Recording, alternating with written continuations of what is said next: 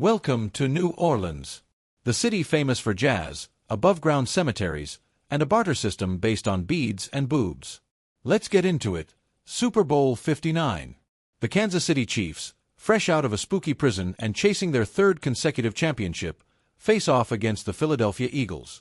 Time to join referee Ron Torbert for the ceremonial presentation of a Chuck E. Cheese token, which, let's be honest, is looking more valuable than the US dollar every day. The last president of America was in attendance, lured in with promises of hamburgers and fresh confetti. John Batiste sang the national anthem from behind a piano, giving off strong children's menu vibes. The sign language interpreter?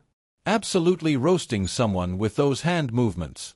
Then came the traditional military flyover, a breathtaking and utterly useless display when the game is inside a dome. Tom Cruise narrated the intro, proving that his only unaccepted mission is aging naturally. Are we still pretending that's a 62-year-old's real hair color? Fox debuted new graphics, and what better time for beta testing than the biggest game of the year?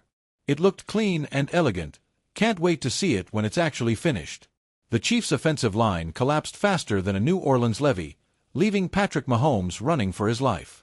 Jalen Hurts led the Eagles down the field, and after a near touchdown, it was time for their signature play. The tush-push, the dumper-bumper, the ass and furious, Glut Rockney, All-American hero. When the Taints go marching in. The Eagles were fielding the tallest and heaviest O-line in Super Bowl history. These men get weighed at truck stops. Each one could contain a smaller man inside them, like Russian nesting dolls but terrifying. Jalen Hurts threw an interception, the only mistake he made all game outside of mistaking Jackson Mahomes for a men's room. Kicker Jake Elliott made every field goal twice due to multiple false starts. He wasn't showing off, he was just being forced to. Mahomes was flustered and picked off by Cooper DeJean, a 12-year-old in a grown man's body, who ran his manicured narrow white ass back for a touchdown.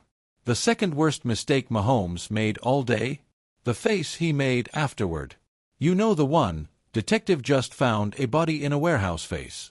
The Chiefs needed to respond, or Taylor Swift was about to get a lot of new songwriting material. Not her usual lipstick and empowerment bops, but long, melancholy ballads about cardigans, sad boys in libraries, and soup they can't have for some reason. Kendrick Lamar took the stage, known for his lyrical genius and beef with Drake. Not to be confused with my beef with Drake, which is just dinner. Samuel L. Jackson was there, luckily not playing his most famous role, guy who yells, "Mother ***er." Lamar speed mumbled while riding a clown car, making it impossible to understand a word outside of Kool-Aid. He brought out his best friend, I guess, who never sang or danced, just pointed at things like they were the Price is Right prizes before walking off. Mahomes spent the second half finding his pocket collapsing like it was his first day in prison. Meanwhile, Jalen Hurts was racking up rushing yards and breaking records. The Chiefs' run game was non-existent, 7 touches all game. That's one rookie season for a priest. Travis Kelce finally caught a pass late in the third quarter. Too little, too late. All the tomahawk chops in the world couldn't save Kansas City now. Even Paul Rudd was so upset, he aged. Milton Williams stripped Mahomes, forcing the old fumble-rooski.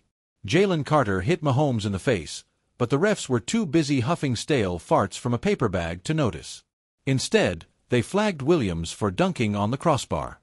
Joyless refs strike again.